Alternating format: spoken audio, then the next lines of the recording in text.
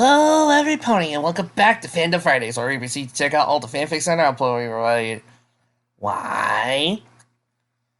Because I live to fill requests, and I like actually filling up people's other requests for stories. So today we have a Spider-Man My Hero Academia crossover. Well, let's find out if it's any good, shall we?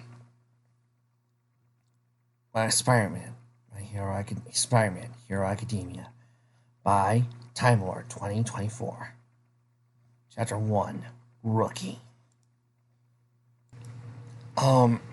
Reader, are you sure about this? What do you mean? Well, it's just the last time we did a Spider-Man crossover on this channel. To be fair, that was a one-time thing. I don't think this is going to be anywhere near as bad as Spiders and Magic. In response to a powerful blow, Uranic hero skid backwards 2 or so yards, his fingers dragging across the country to slow him down. He nearly ripped his red and blue costume, being the only fabric-based materials. He held the right side of his chest with his hand, trying to numb the pain with pressure. Through his mask, no one could see how hard he was swelling unless they looked closely as it bled through. Still, despite what he faced, he kept his ground and stood tall, his arms in an L position parallel to his waist. In front of him stood a tall and dangerous foe. The large man was well built, standing 6 or so feet. His skin was a shade of leaf green, ears pointed up. He wore a bodysuit that covered only his torso and lower area. Veins showed from his muscles, which had grown to an unhealthy size.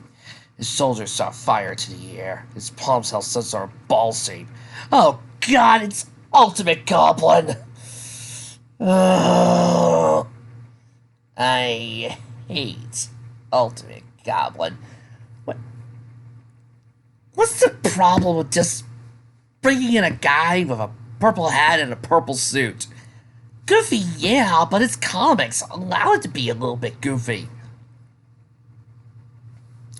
Oh well, still gonna use my default voice. This was not how he wanted to start his morning. Come on, Gobby, shouted the ranking hero. Can we take the day off for being mortal enemies? I got a science test that I need to pass, and if I miss it, they'll ruin my whole schedule. Always the talker, aren't you, Spider-Man? Said the monster. Unfortunately, I'm not here for you. Aw, what? Spider-Man whined. You're cheating on me? Don't tell me there's a... Who wouldn't want to marry your ugly mug and spend the night? His taunts angered the goblin as he charged forward with flames in hand. As threw his fist forward, Spider-Man jumped into the air, keeping his hands on the goblin's arm. However, even as the ring in his head shot off, Goblin quickly turned and kicked him away, sending him crashing into a trunk, denting its side. Gravity sending him on all fours. Coughing from the impact, Goblin began to approach him again. Spider-Man coughed. This is clearly becoming an abusive relationship, and I want a divorce! Goblin slams his fist down, but Spider-Man managed to catch with both hands. Pressure built by Goblin's strength caused the ground beneath the hero to crack and falter. He could have easily swatted him with his free hand, but the monster wanted to play with the bug. You think you're going to keep this up forever? Goblin taunted. You also think you could keep this up forever? Spider-Man mimicked, deepening his voice. As his Goblin was about to swim away, a light peered brightly onto the two companions. The light source was a ship hovering just above them, massive A painted on their side. Goblin looked back to the ship and smiled, throwing Spider-Man to the side with a thud. Hanging a door for the ship open, and a costume hero stepped out of it. It was a man dressed in military clothing, color-coded the American flag. On his left arm was a circular shield, with the flag's design and symbol adapted onto the surface. From above the ship flew in 2 figures. One wore old-fashioned armored plating and had a hammer in its hand. The other was completely covered in red and yellow armor, with jets blasting from his boots to keep him in the air. Finally, the Goblin said, holding his arms out, the Avengers! I've been waiting for you. Spider-Man Academia, Chapter 1. Hey, that's my job. I'm sorry, but the author decided to put the title screen in the middle of the story. Fine. I better be getting paid double for this. The crowd had gathered, though they kept their distance from the superpowered fighters. The battle between Goblin and Spider-Man had been raging throughout Times Square. The busiest part of New York in terms of people passing through.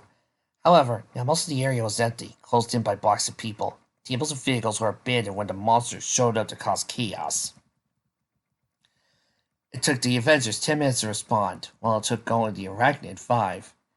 Spider-Man got to his feet, holding one of his knees as it had been scraped and bleeding. He felt a lot more comfortable with the situation now the Avengers had arrived. He figured he would, seeing a goblin was still causing. Still, any longer he would have been hurt a lot worse. Kid, you alright? The man in full armor spoke, calling out to the young hero. Yeah, I'm good. Thanks, Mr. Stark. He shouted back, giving a thumbs up. He was thankful. With the Avengers' arrival, this was a lot smoother. Had he continued to fight alone, he most definitely would have been late to school, missing the morning bell. And he had been on the way there when destruction had started. Always kept his suit close to him. He hadn't expected to be him. Though he joked a lot, it was hard for him to keep his cool around this monster of a man. With a sinister grin, Goblin rushed forward towards the Man of Iron. As the tingling in Spider-Man's brain went off, he quickly pressed the two center fingers of his palm. Out of his wrist saw a sticky substance that stuck to the villain's back. His motion was immediately stopped as the hero with the shield came in, whacked him across the face. Goblin was tackled to Stark and pinned to the ground. Anything you gotta say, pal? Stark said, pinning him down with his incredible armor. The beast only smiled. Captain America, Thor, Iron Man. I know everything about each of you. Your strengths, weaknesses, including, he opened his palm, the temperature limit of your armor. Fire released in a fury of chaos, hitting Iron Man point blank. His armor heated up, causing him to sweat from the inside. Using his jet boots, he immediately retreated from his position and landed a few yards away. Foul beast! Thor shouted, swinging his hammer around. I'll slay stronger men than yourself! How about thee? From his hammer saw a bolt of lightning, crackling through the streets. However, Goblin dodged the attack with barely a scratch. He moved so fast, anyone who blinked couldn't see him until he was gone from the spot. Thor didn't have time to react as the monster's fist collided with his head, sending him far with the jet. Now's my chance, said Goblin as he hopped onto the jet's door and climbed inside. What's he doing? Shouted Iron Man as the jet doors closed. Green Monster climbed into the pilot seat and started pushing buttons, pulling the seat forward. Images appeared on the holographic screen. A list of locations popped up. Just as he was about to select one, the ship started tipping in several directions. As all shook around him. Just outside, Iron Man was attempting to blast the door open. No effect. You fools fell right into my trap, Goblin said, punching a set of coordinates. Goodbye for now, Avengers! As the ship tried to take off, Spider-Man saw a web at the back of the engines. There was no way he would allow the monster to escape again. He would not allow him to win over the heroes over and over. Spider-Man pulled with everything he had. The ship started to lift with him. His eyes went wide when he realized his feet were no longer on the ground. Mr. Stark! He called out. I got you, kid. Iron Man flew up and wrapped his arms around Spider-Man's torso, until he fly backwards and pull both him and the ship down. Thor, push for the front! Iron Man shouted. Thor swung his hammer and flew to the front of the ship, landing on the front window hammer first. The glass, however, did not break or even crack. Still, he attempted to fly forward and push on the ship. He began to float closer to the ground the more effort the heroes put in. Inside the ship, the alarms were going off as Goblin struggled to push the right buttons. One button was covered in a glass case, which quickly crossed his eyes. Moving the glass, he read the instructions and quickly pushed the button. Suddenly, the ship took off at high speeds, knocking Thor out of the way. The sudden momentum caused Spider-Man to release his web, nearly fall to the ground before being caught by Iron Man. Finally, the wind stopped, and the air was clear. Spider-Man stood and looked around at the destruction he helped create. Couldn't help but feel guilty. His fist clenched, suddenly dropping the usual campy attitude and driving down to his own personal thoughts. He had only been faster and stronger, could have helped subdue the goblin. Instead, he stood by and watched Earth's mightiest heroes fight a battle that was his alone to finish. Once again, the monster escaped his grasp. Kid, said Iron Man, walking up and removing his faceplate, revealing the man underneath. We're going to call for another jet. Till it gets here, I need you to tell me everything you know about the monster. We need to know what we're up against. The monster, he called it. Sad thing was he was a monster, just not in a traditional sense. The man under the beast plagued the boy under a mask. In a way, they created each other, so anything he does becomes the young hero's responsibility. You listening? Stark said again. Spider-Man's attitude returned in an instant. Who, Gobby? Rich guy turned crazy monster. Annoying, likes fire. Definitely don't want to sing campfire songs around him. Kid, this is serious. You stole the Quinjet for who knows why. Does he have any weaknesses? Spider-Man relaxed his muscles, putting his jokes on hold. Energy. Probably Thor's hammer and thunder would do the trick best. He's got enhanced speed and strength. In a fist fight, Cap might be the best. So we just have to get close. Captain America approached him, putting his shield on his back. We can't let him have the mobile advantage. If I can keep him cornered, Thor can deliver a thunder strike. Indeed! Thor flew down to greet them. We must find this beast and smite him before he hurts anyone else. That beast, Spider-Man interrupted, is also a very smart individual. Whatever he's playing required a Quinjet. That's why he drew you out. It was clear Spider-Man's connection with the Green Goblin was very personal. Otherwise, he wouldn't so easily drop his carefree attitude. There was something about the beast that got under the young hero's skin, boiled his radioactive blood. He was tired of losing to the Goblin over and over again. Every time they faced, Goblin either got away or nearly beat him to death. He wouldn't let him this time. Not with the Avengers involved. We need to follow him. Stop him before he does whatever he's playing. He has access to the Quinjet, and whatever may be on it, that's dangerous on his hands. I get it, kid, Stark said, but it's best to let the Avengers handle this. Taking down monsters is what we do best. I have to go with you, Spider-Man shouted, surprising his mentor greatly. He's my responsibility, Mr. Stark. I need to help you stop him. Stark sighed and looked intently at the young hero.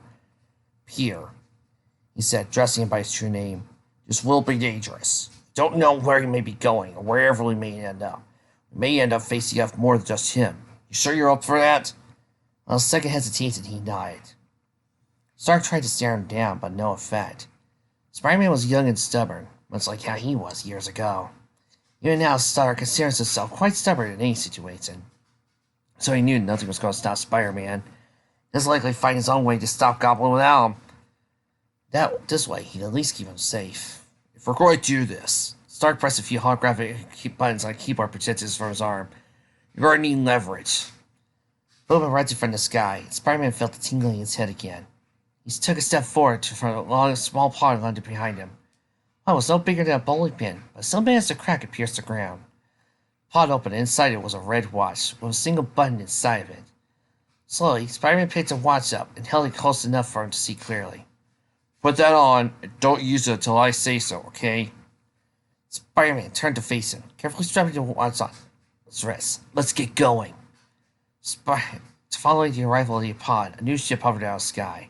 It's nearly identical to the Quinjet, minus a few Paul's pink details. That door opened and touched the ground, only barely. Thor and Captain America were the first to enter. Spider-Man followed Stark closely, looking back at the damaged street as the door closed. I really should have gone to school today. Interesting way to set things up here. Just going by the first chapter. I took a peek ahead, and we don't really get to the meat of the crossover until at least 3 chapters in. Not a bad idea, as it does set up, and we get a good introduction to the characters. I also kind of like how this is not just repeating the first chapter of My Hero Academia, which, as you know, annoys me, and this isn't the rewrite of My Hero Academia. Instead, this is just a quaint, fun little fic. And I kind of hope to read more chapters in the future. One down, thousands more to go. See you next time.